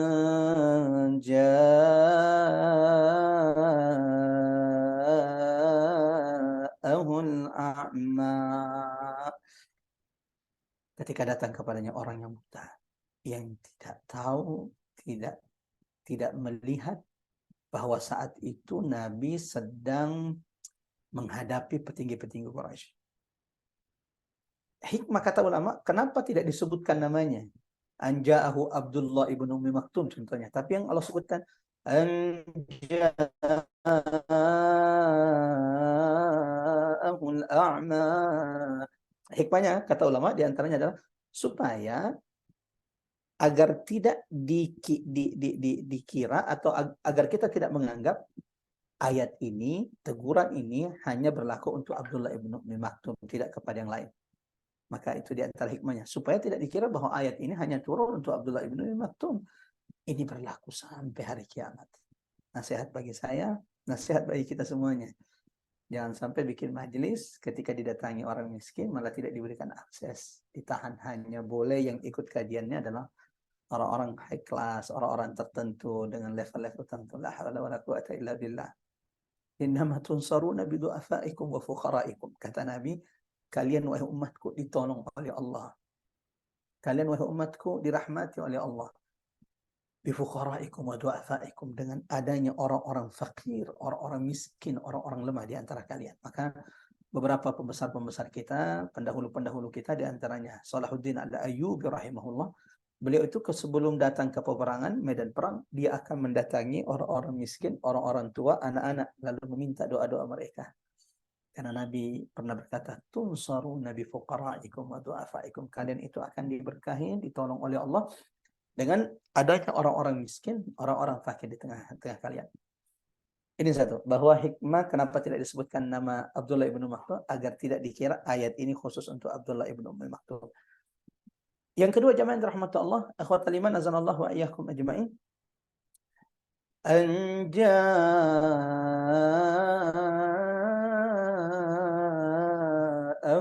a'ma. Pelajaran kedua, ini udzur untuk sahabat Abdullah ibnu Ummi Maktum, sebagaimana ini udzur untuk baginda Nabi sallallahu alaihi wasallam. Allahu akbar. Jadi ini hikmah kedua, kenapa tadi disebutkan, kenapa bukan namanya disebutkan anjahu Abdullah ibnu Ummi Maktum, agar tidak dikira ayat ini berlaku hanya untuk Abdullah ibnu Ummi Maktum. Dua kata ulama, hikmah kenapa tidak disebutkan namanya ja'ahul a'ma. Hikmah keduanya adalah ini udzur untuk Abdullah ibnu Ummi Maktum, bahwa dia itu datang karena dia buta. Dia tidak tahu, dia tidak melihat kalau Nabi itu sedang menghadapi petinggi-petinggi Quraisy. Dia tidak melihat, sehingga dia tidak tahu itu, dia tidak melihat bahwa di depan Nabi itu ada tokoh-tokoh Quraisy, sehingga dia datang langsung bertanya kepada Nabi. Yang kedua, ini uzur bagi Nabi sallallahu alaihi wasallam. Nabi itu hanya sekali dalam hidupnya tidak tersenyum, bermuka masam, dan itu pun kepada orang buta yang tidak tahu Nabi itu bermuka masam atau tidak. Anja'ahul a'ma. Sebagaimana jamaah rahmatullah, Allahu akbar. Ayat kedua ini menjadi pelajaran penting bagi kita. Allahu akbar. Beruntungnya Abdullah ibn Ummi Maktum. Bahagianya sahabat Abdullah ibn Ummi Maktum, karena kisahnya diabadikan Allah dalam Quran, dibaca sampai hari kiamat. Allahu akbar. Allahu akbar. Ini kemuliaan bagi sahabat Nabi Abdullah ibn Ummi Maktum. Allah turunkan ayat untuk dirinya. Allah abadikan kisahnya dalam Quran. Sebelum saya lanjut, kata ulama, surah Abasa ini bukti bahwa Nabi itu adalah manusia yang paling amanah. Surah Abasa ini bukti bahwa Nabi itu tidak menyembunyikan wahyu yang Allah turunkan kepadanya. Semuanya disampaikan. Maka kalau nanti ziarah ke kuburan Nabi, selain salam kepada Nabi, Assalamu alayka ya Rasulullah. Nah, itu kan sudah menjadi kewajiban kita kalau ziarah kuburan Nabi. Assalamu alayka ya Rasulullah. Assalamu alayka ya Nabi Allah. Assalamu alayka ya Habiballah. Salah satu yang bisa kita ucapkan adalah kita menjadi saksi, kita katakan kepada Nabi, ya Rasulullah, nashhad, aku menjadi saksi umatmu, annaka ballagtar risalah, engkau sudah menyampaikan semua risalah, tidak ada yang kau sembunyikan. Wa addaital amanah, engkau sudah menyampaikan seluruh amanah Tuhanmu kepada umatmu. Wa nasahtal ummah, engkau sudah memberikan nasihat kepada kami, ya Rasulullah. Wa jahadta fillahi haqqa jihadik. Ya Rasulullah, kami menjadi saksi bahwa engkau juga sudah berjihad dengan sebenar-benarnya jihad di jalan Allah Subhanahu wa taala. Seandainya ada wahyu yang disembunyikan oleh Nabi sallallahu alaihi wasallam, surah Abasa ini akan disembunyikan oleh Nabi karena ini berkaitan teguran Allah kepada Muhammad sallallahu alaihi wasallam. Tapi Nabi tidak menyembunyikan. Wa ma huwa 'alal ghaibi bitamin. Nabi itu tidak menyembunyikan. Semua wahyu telah disampaikan oleh baginda Nabi sallallahu alaihi wasallam. Sallu ala Nabi, Allahumma salli ala Muhammad wa ala ali Muhammad kama sallaita ala Ibrahim wa ala ali Ibrahim. Pelajaran lainnya dari ayat kedua ini, kenapa Allah tidak menyebutkan nama Abdullah ibn Ummi Maktum agar tidak dikira ini ayat khusus buat beliau. Yang kedua, ini adalah udzur bagi sahabat Abdullah ibn Ummi Maktum. Dia datang itu bukan karena dia tahu, dia tidak lihat, dia tidak melihat ada orang-orang Quraisy di depan Nabi. Sebagaimana ini adalah udzur bagi untuk Nabi. Nabi itu hanya sekali dalam hidupnya bermuka masam, dan itu pun hanya kepada orang buta. Anja'ahul a'ma. Nabi tidak pernah bermuka masam kepada yang lain. Sahabat Abdullah ibn Harith radhiyallahu an pernah berkata, sebagaimana diriwayatkan Imam At-Tirmidzi dalam kitab Syama'ilun Nabi sallallahu alaihi wasallam, "Ma ra'aitu ahadan aktsaru tabassuman." Aku tidak pernah melihat, kata sahabat Abdullah ibn Harith, orang dalam hidupku yang lebih banyak tersenyumnya melebihi senyum baginda Nabi sallallahu alaihi wasallam. Allahu akbar. Nabi itu paling berat ujiannya. Nabi itu paling berat beban hidupnya. Nabi itu Allahu Akbar. Ujian-ujian terberat itu dilalui oleh Nabi. Tapi ternyata Nabi tidak pernah kehilangan senyumnya. Kata sahabat, aku tidak pernah melihat orang lebih banyak tersenyum melebihi Nabi Sallallahu Alaihi Wasallam. Dan ini nasihat bagi kita jamaah yang dirahmati Allah, yang ujiannya tidak seberapa, tapi hampir kehilangan senyum dari wajah kita. Mudah-mudahan Allah juga hiasi wajah kita dengan senyum. Tabassumuka fi wajhi akhika sadaqah. Senyummu kepada saudaramu adalah sedekah. Kalau Nabi hanya sekali tidak senyum, bermuka masam, hanya sekali, itu pun kepada orang buta, ditegur oleh Allah. Bagaimana dengan saya? Bagaimana dengan kita semuanya yang berkali-kali bermuka masam kepada saudara-saudara kita, bahkan kepada orang terdekat kita, bahkan kepada orang tua kita. Nah, ketiga jamaah yang dirahmati Allah, di antara hikmah pelajarannya kata ulama, anja'ahul a'ma. Ayat ini juga memberikan pelajaran besar kepada kita bahwa ternyata orang yang disabilitas, orang yang punya kekurangan tidak tertutup untuk meninggalkan amal-amal besar. Allahu Akbar. Jadi orang yang punya keterbatasan, buta, disabilitas, kekurangan yang menurut kata orang kekurangan, padahal bisa jadi itu adalah kelebihan di waktu yang bersamaan, tidak menutup kemungkinan untuk meninggalkan hal besar. Seperti Abdullah ibnu Ummi Maktum, Allahu Akbar, yang meninggalkan pelajaran besar yang dibaca sampai hari kiamat bagi kita semuanya. Maka ini juga tasliyah, hiburan, pelajaran penting. Siapapun yang mungkin Allah mengambil sesuatu darinya, bukan berarti bahwa engkau tidak bisa meninggalkan hal-hal besar untuk umat Muhammad SAW. Bahkan kalau kita jamaah yang dirahmati Allah membaca sejarah-sejarah ulama kita, berapa banyak ulama-ulama besar yang kita dengar ternyata dia itu punya kekurangan secara fisik, buta, ternyata punya kekurangan secara fisik, baik itu cara berjalannya, tapi Masya Allah meninggalkan amal-amal besar. Coba kita sebutkan beberapa di antaranya, ulama yang mungkin punya kekurangan, cacat, tapi Allahu Akbar. Apa yang beliau lakukan bahkan mengalahkan kita yang normal. Ribuan kita yang normal. Di antaranya ada Syekh Ahmad Yasin. Ini kelewatan kalau ada ibu-ibu yang tidak tahu, ada jamaah yang tidak tahu siapa itu Syekh Ahmad Yasin rahimahullah. Yang menurut orang-orang terdekatnya, Syekh Ahmad Yasin ini 8 dari anggota badannya itu tidak berfungsi. Jadi 8 organ penting dari tubuh itu tidak berfungsi. Tapi jangan tanya apa yang sudah dilakukan Syekh Ahmad Yasin rahimahullah, yang duduk di kursi roda, yang tidak bisa menggerakkan badannya, tapi Masya Allah semangatnya, keikhlasannya, perjuangannya, yang membuat ketar-ketir penjajah Zionis Yahudi. Syekh Ahmad Yasin dengan kondisi seperti itu, beliaulah yang membakar, menggelorakan semangat jihad perjuangan kaum muslimin di Baitul Maqdis, kaum muslimin di Palestina secara umum.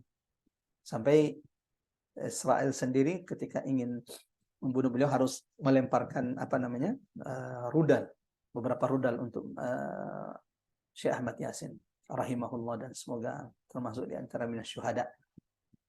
Ada Syekh bin Baz rahimahullah yang buta, tetapi Masya Allah nasihat-nasihatnya sampai hari ini masih kita rasakan. Kalau yang masih hidup, yang saya kenal Masya Allah, kami memuji kepada Allah, lakal hamdu ya Rabb, bersyukur kepada Allah.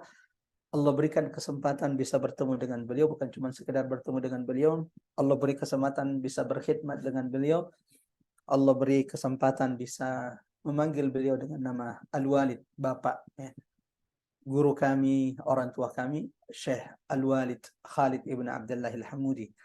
Mungkin beberapa jamaah yang pernah men-save foto saya, di profil saya biasanya itu foto beliau. Namanya Syekh Khalid Al-Hamudi, sampai hari ini masih hidup. Setengah badannya ini besi. Jadi beliau di kursi roda, harus diangkat, naik turun ke roda, kursi rodanya. Setengah badan ini besi, pen, ya, setelah kecelakaan. Setiap beliau menceritakan kecelakaannya, apa kata beliau? Jadi kalau beliau menceritakan kisahnya sebelum kecelakaan dan setelah kecelakaan, biasanya beliau akan mengatakan, qabla an yukrimani Allah, sebelum saya dimuliakan Allah. Jadi kejadian ini sebelum saya dimuliakan Allah dengan kecelakaan ini. Jadi sebelum dimuliakan Allah. Atau kejadian ini, peristiwa ini terjadi setelah saya dimuliakan Allah dengan seperti ini. Allahu Akbar. Yang tadinya normal, Allahu Akbar. Tidak punya kekurangan secara fisik, tiba-tiba berubah seperti itu, lalu beliau tetap mengatakan ini dimuliakan oleh Allah Subhanahu wa taala. Kami banyak belajar dari beliau bagaimana beliau Masya Allah menghabiskan umurnya di Afrika. Jadi kalau beliau itu berapa bulan di Afrika, masuk ke pelosok-pelosok Afrika dengan kursi roda beliau, mengajak orang untuk syahadat, mendakwakan la ilaha illallah. Saya pernah menjadi saksi kurang lebih 20 hari di beberapa negara di Afrika, Togo, Ghana, Benin, membersamai beliau, dan di sana saya dalam hidup saya seumur hidup tidak pernah merasakannya kecuali di Afrika. Masuk di perkampungan, lalu kemudian satu kampung disyahadatkan asyhadu an la ilaha illallah wa asyhadu anna muhammadar rasulullah. Ya, ingin saya katakan jamaah rahmatullah, ini orang-orang yang Allah uji dengan keterbatasan tapi melakukan hal-hal besar. Bagaimana dengan kita? Sebagaimana ayat ini, anja'ahul a'ma. Ini Masya Allah motivasi, ini tasliyah, hiburan kepada siapapun yang mungkin saat ini Allah uji dengan keterbatasan, bahwa keterbatasan bukan berarti jamaah yang dirahmati Allah kita tidak bisa meninggalkan melakukan hal-hal besar dalam hidup kita. Wa ma yudrika la'allahu yazakka aw yadhakkaru fatanfa'ahu dzikra. Kita akan cukupkan sampai di ayat keempat insyaallah pada pertemuan kali ini. Kita lanjutkan di pertemuan selanjutnya insyaallah. Wahai Muhammad, tidakkah engkau mengetahui? Jadi kan Nabi ketika Abdullah ibnu Ummi Maktum itu datang, berubah wajahnya. Berubah wajah Nabi Shallallahu Alaihi Wasallam. Abdullah ibnu Maktum yang buta tidak tahu, tidak melihat itu.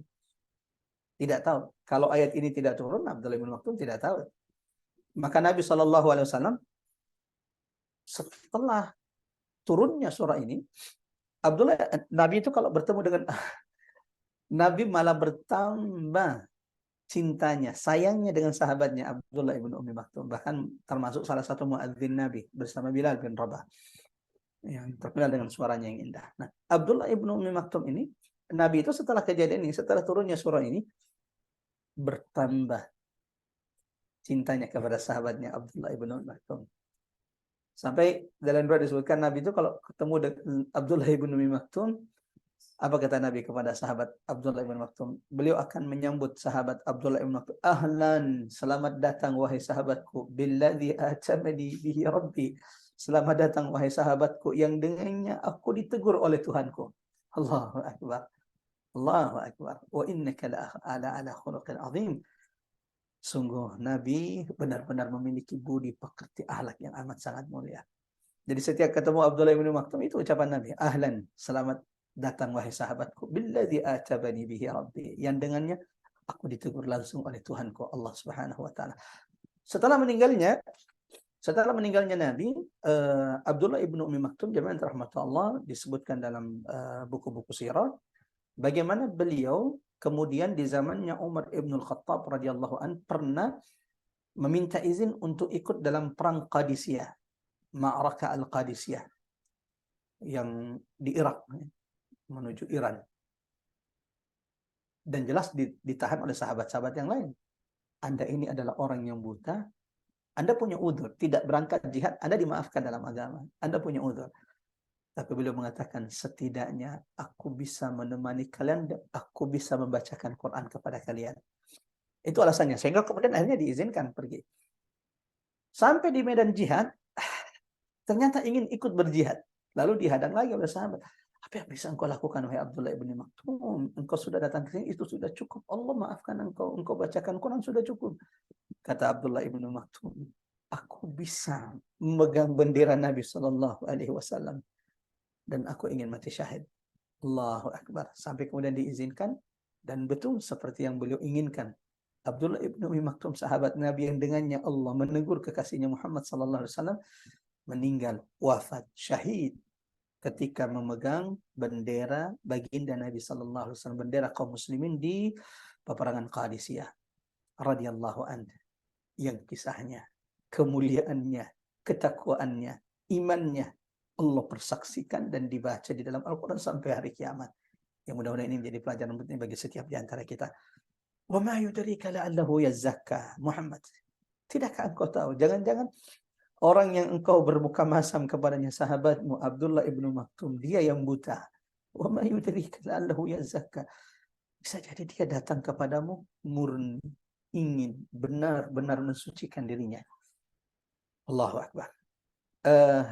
Ya, salah satu tugas para nabi sallallahu alaihi wasallam yang Allah tugaskan kepada mereka adalah mensucikan umat manusia, membersihkan hati-hati mereka dengan membacakan ayat-ayat Allah kepada mereka sebagaimana Allah sebutkan dalam Quran surah ketiga Ali Imran ayat 164. Laqad manna Allahu 'alal mu'minin idz ba'atsa fihim rasulan min anfusihim. Karunia Allah kepada orang-orang beriman ketika mengutus rasul dari kalangan mereka, yatlu alaihim ayatihi. Apa tugas para rasul ini? Membacakan ayat-ayat Allah satu. Wa yuzakki, sucikan mereka, membersihkan hati-hati mereka. Jadi setelah dibacakan Quran, mensucikan mereka. Itu kenapa jemaah dirahmati Allah, pentingnya senantiasa membaca Quran. Coba lihat, yatlu alaihim ayatihi. Setelah membacakan, wa yuzakkihim. Kenapa bacakan Quran dulu, wa yuzakkihim? Bacaan Quran itu membersihkan. Bacaan Quran itu bacaan luar biasa. Bacaan Quran itu tidak seperti bacaan buku-buku lain. Bacaan Quran itu yuzakkil qulub. Dia membersihkan hati. Yuzakkil uqul. Dia membersihkan akal-akal kita. Yuzakki an-nufus. Bacaan Quran itu membersihkan jiwa-jiwa kita yang keras, jiwa-jiwa kita yang menentang. Allahu Akbar. Wa yu'allimuhumul kitab, mengajarkan kepada mereka Alkitab, wal hikmah, dan juga hikmah, wa in kanu min qablu lafi dhalalim mubin. Tidakkah engkau tahu Muhammad bahwa dia yang buta, yang engkau bermuka masam kepadanya, dia itu datang karena ingin membersihkan, yazakka, ingin mensucikan dirinya. Tidak seperti pembesar-pembesar Quraisy yang sok minta majelis khusus buat mereka. Jangan-jangan mereka tidak butuh. Mereka bukan orang yang ingin membersihkan dirinya. Au yadzakkaru fatanfa'ahu dzikra. Atau jangan-jangan orang buta yang datang ini adalah orang yang ingin datang mengambil pelajaran sehingga pelajaran itu bermanfaat baginya. Di dua ayat ini jemaah rahmatullah, ayat ketiga dan keempat ada beberapa ibrah, pelajaran, tadabbur, hidayah penting bagi kita semuanya. Satu, pentingnya tazkiyatun nufus. Wa ma yudrika la'allahu yazakka. Ada satu surah dalam Quran dari 15 surah di dalam Quran yang diawali dengan sumpah. Jadi ada berapa surah dalam Quran diawali dengan sumpah? Ada 15. Ada 15 surah dalam Quran ubtudiat bil qasam, diawali dengan sumpah. Wal-laili idza yaghsha wat-tini waz-zaituni wad-duha, apalagi wasyamsi wal-fajri la uqsimu bihadzal balad. Ada 15 surah dalam Quran itu diawali dengan sumpah. Surah yang paling banyak sumpahnya itu adalah surah Asy-Syams. Surah Asy-Syams. Wasyamsi waduhaha wal-qamari idza talaha wan-nahari idza jallaha wal-laili idza yaghshaha was-samaa'i wama banaha wal-ardi wama tahaha wa nafsin wama sawwaha فألهمها فجورها وتقواها قد أفلح من زكاها. Surah Asy-Syams ini jemaah rahmatullah itu diawali dengan 11 sumpah, 11 qasam untuk menegaskan tentang qad aflaha man zakkaha. Beruntunglah, amat sangat beruntunglah mereka yang senantiasa menjaga kesucian diri mereka, kesucian jiwa-jiwa mereka. Ini pelajaran, di antara pelajaran penting yang kita petik dari ayat ketiga. Wa ma yudrika la'allahu yazakka. Yang membuat salah satu yang Allah ketahui dari diri Abdullah ibnu Maktum sampai kemudian Allah persaksikan di dalam Quran adalah keinginan untuk senantiasa mensucikan dirinya. Allahu Akbar. Dan ini menunjukkan keutamaan tazkiyatun nufus, keutamaan orang-orang yang senantiasa membersihkan dirinya. Dan surah yang paling panjang sumpahnya dalam Quran adalah surah Asy-Syams, itu berkaitan tentang tazkiyatun nufus. Satu. Yang kedua, salah satu faedah yang bisa kita petik ayat ketiga ini, jamaah rahmatullah, ikhwatal iman azanallahu wa iyyakum ajmain. Tidakkah engkau mengetahui di dalam Quran sering disebutkan dalam bentuk fi'il madhi Contohnya al-haqqatu mal-haqqah. Wa ma adraka, tidakkah engkau mengetahui? Ini kan fi'il madi. Wa ma adraka, atau contohnya dalam surah Al-Qadar, inna anzalnahu fi lailatul qadar. Wa ma adraka ma lailatul qadar. Ma adraka ini juga kata kerja lampau. Kemudian dalam surah Al-Qari'ah, al-qariyatu mal qari'ah. Wa ma adraka mal qari'ah. Dan terkadang juga, tahukah engkau, tidakkah engkau mengetahui? Itu disebutkan dalam bentuk kata kerja mudhari, sekarang dan akan datang. Contohnya di surah Abasa ini ayat ketiga. Wa ma yudrika. Kalau tadi wa ma adraka, ini wa ma yudrika la'allahu yazzakka. Apa bedanya? Allahu Akbar. Menunjukkan keagungan, kedahsyatan, keajaiban, mukjizat Al-Quran. Yang pemilihan kalimatnya, pemilihan hurufnya, pemilihan katanya, penyusunan kalimat-kalimatnya, ladun hakimin khabir, terbaik dari sisi Allah. Kita saja, saya saja, kita yang banyak melalaikan Quran, kita yang banyak lalai untuk kemudian mentadaburi, merenungi, memperhatikan kedahsyatan, keajaiban ayat-ayat Allah Subhanahu wa taala. Nah, apa bedanya Ustaz? Mohon maaf. Wa ma adraka dengan wa ma yudrika itu bedanya apa? Nah, kata ulama, kalau ayat itu tidakkah engkau mengetahui dalam bentuk fi'il madhi, wa ma adraka mal haqqah, wa ma adraka mal qariyah, wa ma adraka ma lailatul qadar, itu berarti yang ditanyakan Allah adalah sesuatu yang Nabi itu sudah punya ilmu tentangnya. Wa ma adraka mal qariyah, tahukah engkau apa itu al-qariyah? Di ayat lain, surah lain sudah banyak Allah itu menjelaskan tentang hari kiamat kepada Nabi.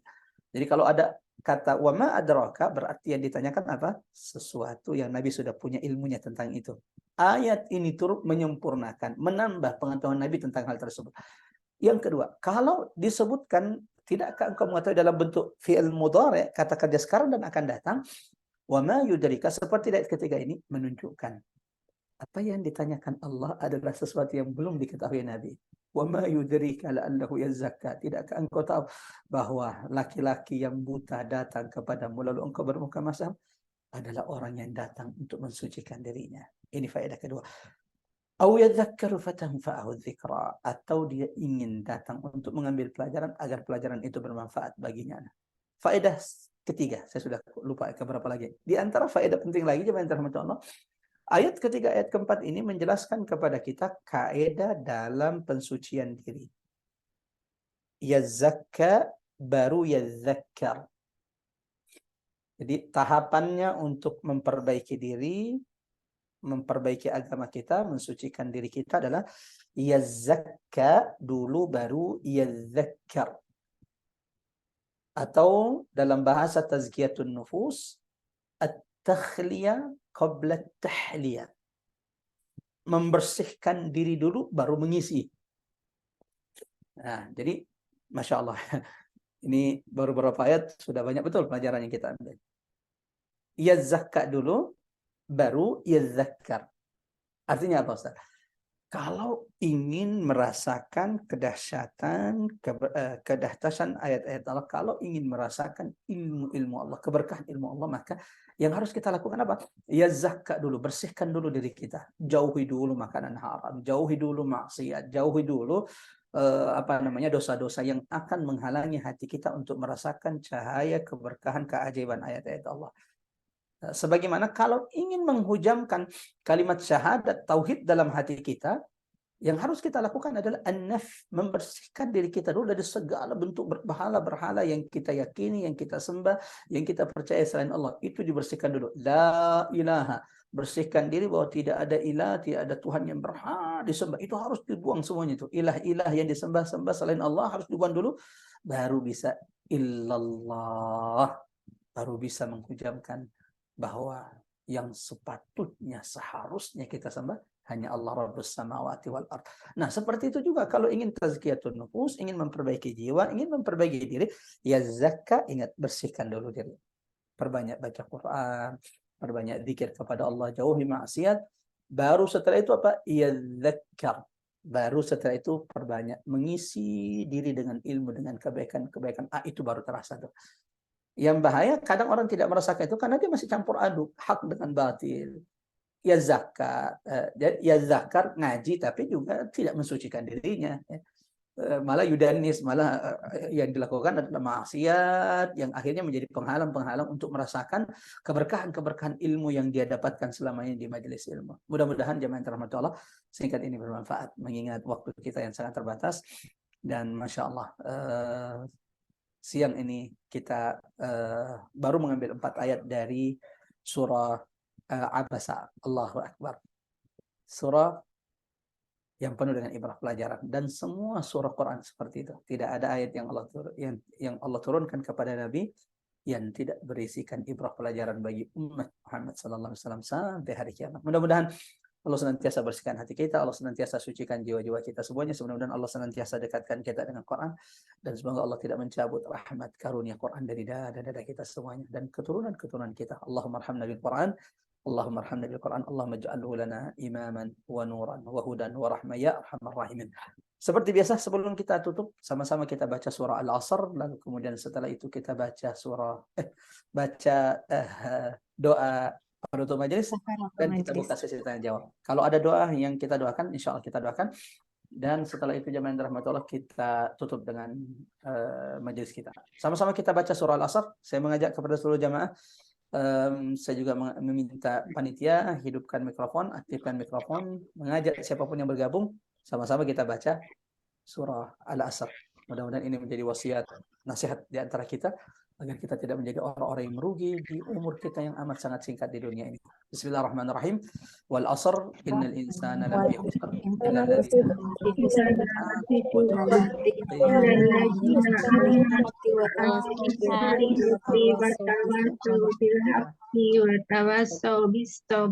Kita tutup dengan doa kafaratul majelis. Subhanakallahumma bihamdik asyhadu an la ilaha illa anta. Silakan tadi kalau ada yang nama-nama list yang sakit dibaca. Iya. Terima kasih Pak Ustadz. Mudah-mudahan di siang ini banyak yang setiap di antara kita bisa mengambil manfaat atau ibroh dan bisa mengamalkannya dengan mudah. Silahkan bagi yang ingin bertanya, saat ini kita sudah berada di sesi tanya. Ada yang ingin bertanya? Ibu Ani, Ibu Ipeng, Ibu Emi, atau Mbak Weni, Ibu Fauzia? Ada yang bertanya? Ibu Nila mungkin? Kalau saya bertanya Bu Ari. Oh, silakan, Tafadoli.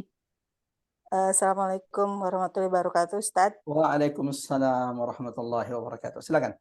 Ini yang terakhir dijelaskan sangat menarik sekali. Saya ingin lebih tahu tentang tazkiyatun nafs itu, Ustadz. Ternyata ini kita salah baca antara za sama zai itu aja, artinya udah beda ya, Ustadz. Betul.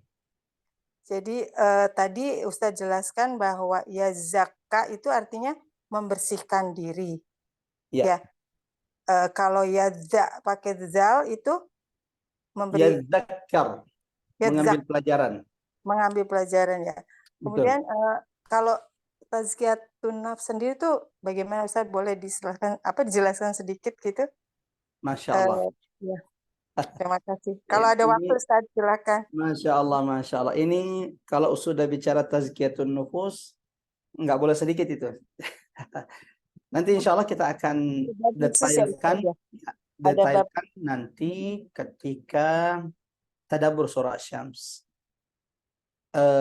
Qad aflaha man zakkaha. Sebagaimana Allah tegaskan, bahkan Allah bersumpah di dalam surah Asy-Syams, dan tidak ada surah yang paling banyak qasam sumpah di dalamnya melebihi surah Asy-Syams. Ada sekitar 11 sumpah qasam di surah ini. Demi Allah menegaskan bahwa amat sangat beruntunglah siapapun orang-orang yang senantiasa mensucikan jiwanya.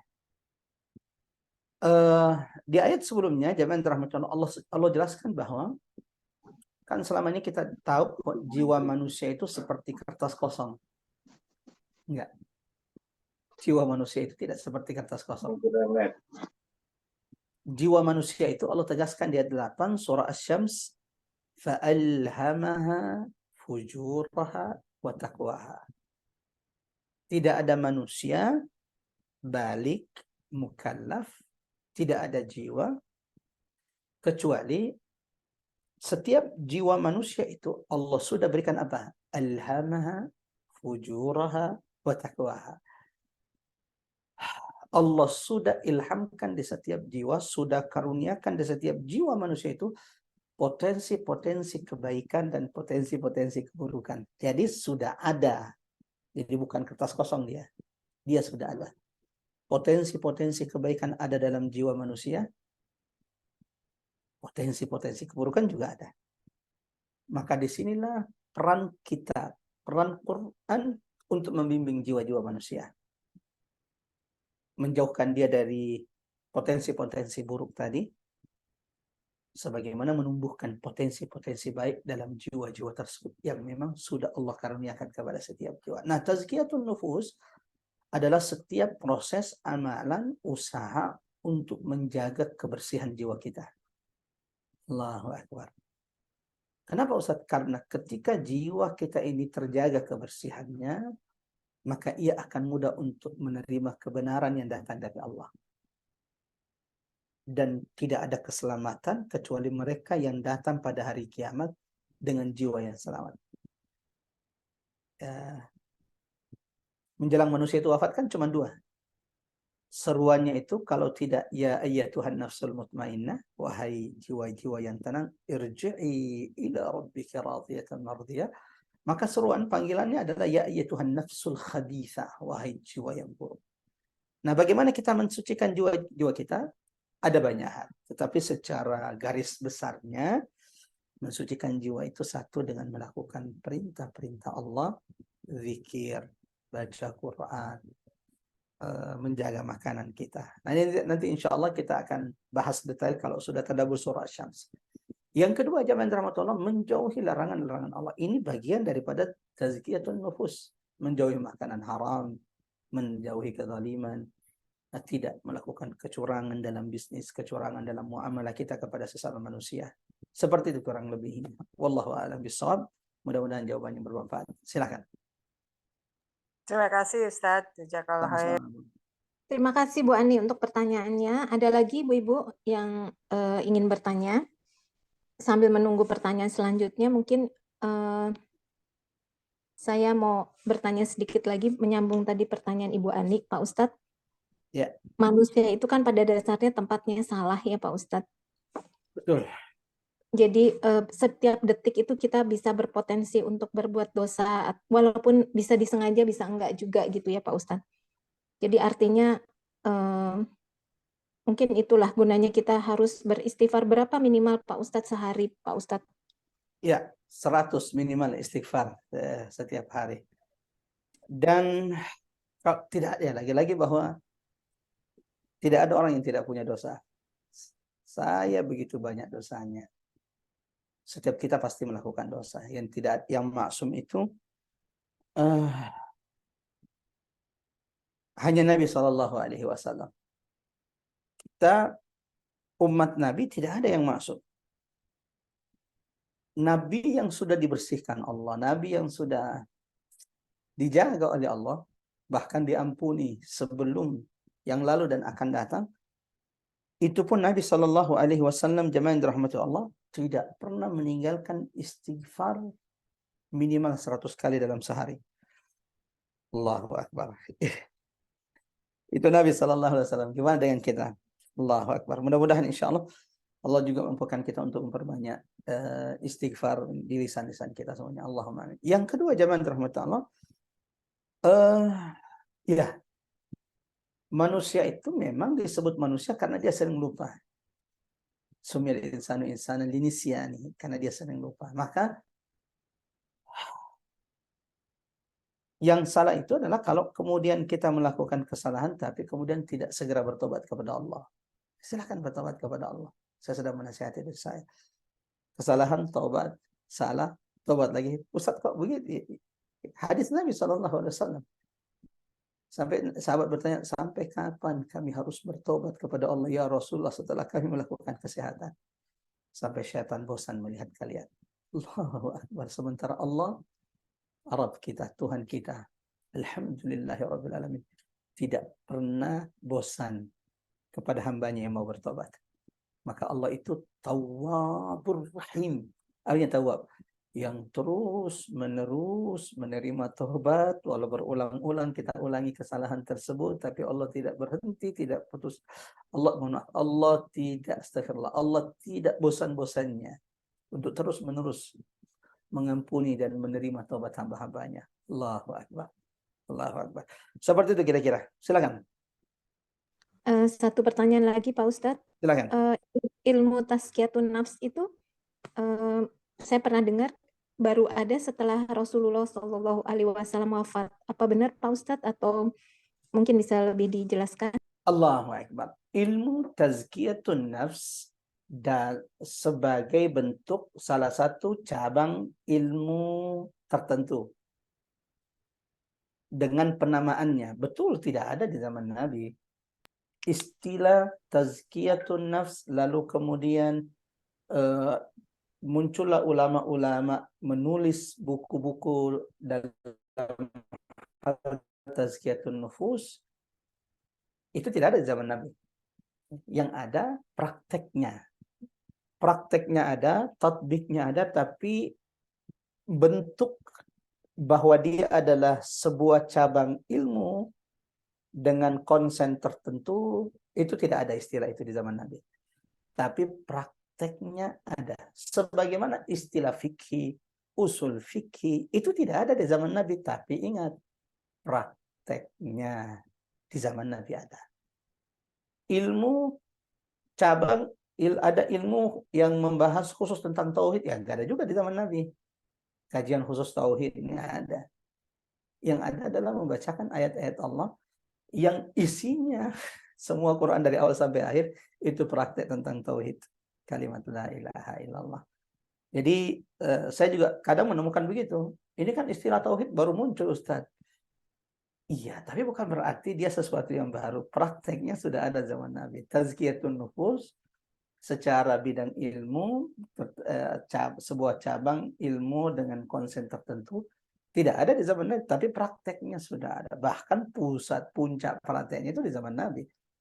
Fikih usul fikih secara nama istilah keilmuan juga tidak ada di zaman Nabi, tapi praktek dan puncak prakteknya malah di zaman Nabi. Seperti itu. Kira-kira wallahu a'lam bishawab. Terima kasih Pak Ustadz. Ada Sama-sama. lagi pertanyaan, mungkin ini saya beri kesempatan untuk penanya terakhir sebelum nantinya kita tutup dengan doa. Sambil saya ucapkan terima kasih banyak untuk semua yang sudah menyimak dari awal sampai akhir kajian ini. Mudah-mudahan bermanfaat untuk kita semua. Terima kasih juga untuk infak-infak terbaiknya, baik yang secara rutin disampaikan kepada kami, maupun yang secara ad hoc ya disampaikan juga. Terima kasih, mudah-mudahan menjadi amal jariah dan hanya Allah Subhanahu wa taala yang bisa membalasnya. Baik, kalau tidak ada yang bertanya lagi, kita tutup Pak Ustadz kajian ini dengan doa bersama untuk semua jamaah atau anggota Majelis Taklim Robani maupun yang sudah mengikuti kajian tadabbur ini yang secara rutin juga. Semoga kita semua diberikan nikmat keistiqomahan sampai akhir hayat. Semoga diberikan kesehatan, sehat walafiat, sehingga bisa secara optimal beribadah di sisa usia, sehingga berkah. Dan yang memiliki hajat, semoga semua hajatnya dikabulkan oleh Allah Subhanahu wa taala. Untuk ibu-ibu atau jamaah Majelis Taklim Robani yang baru saja mendapatkan cucu seperti Ibu Ani, Masya Allah, Desi dan sebagainya, semoga cucunya tumbuh menjadi anak yang soleh atau soleha. amin, amin ya Rabb. Alamin, menyusul Ibu Ari dengan cucunya ya, insya Allah. Amin. Allahu Mohon Akbar. doanya Ibu Bapak semuanya. Semoga saya segera dikaruniakan cucu juga Pak Ustadz. Amin, amin, amin ya Rabb. Oke. Silahkan Ya. Pak Ustadz. Tafadhol. Ya, jemaah rahmatullah, di penghujung majelis kita ini Kita coba sama-sama berdoa, mudah-mudahan doa kita diijabah oleh Allah. Sebaik-baik doa adalah doa yang dipanjatkan setelah kita beribadah. Iyyaka na'budu wa iyyaka nasta'in. Maka mudah-mudahan insyaallah setiap hajat yang kita minta, kita mohonkan diijabah oleh Allah. Silakan diaminkan.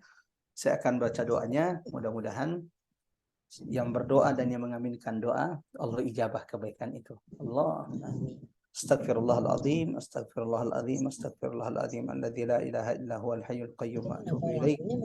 Allahumma ya Allah, ya Rahman, ya Rahim, ya Ghaffar, ya Tawwab, ya Mannan, ya Syakur, ya Sami, ya Ali, ya Khabir, ya Hakim.